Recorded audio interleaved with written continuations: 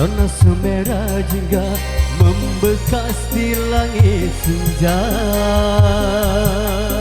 membara.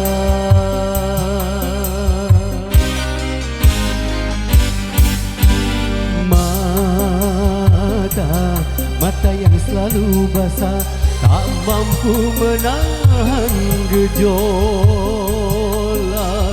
jiwa. Bangkit meronta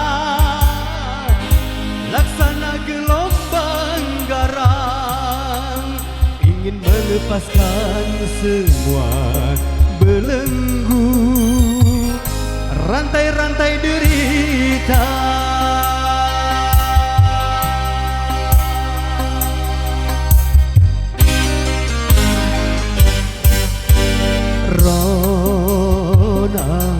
Rona semerah jingga membekas di langit senja membara.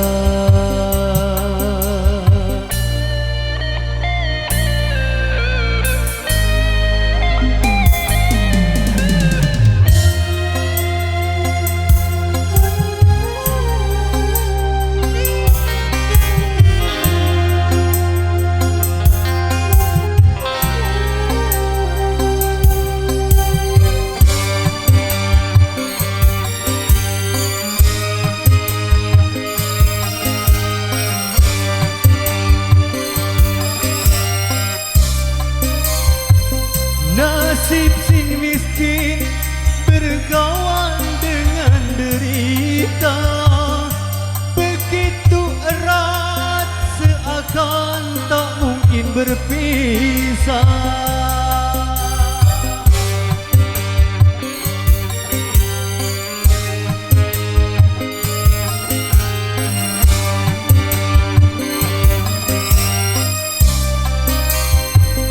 Maut baginya terkatung hijau dan mentah, sedangkan hidup mendera tak mengenal iba.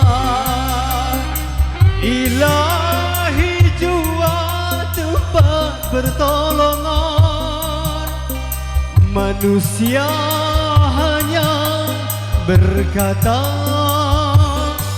kasihan.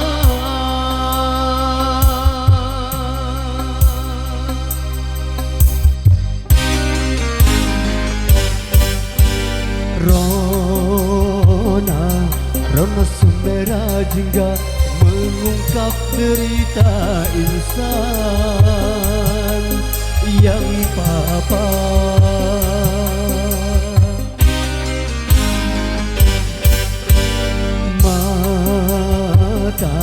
Mata yang selalu basah tak cermin hausnya akan bahagia. Hidup sengsara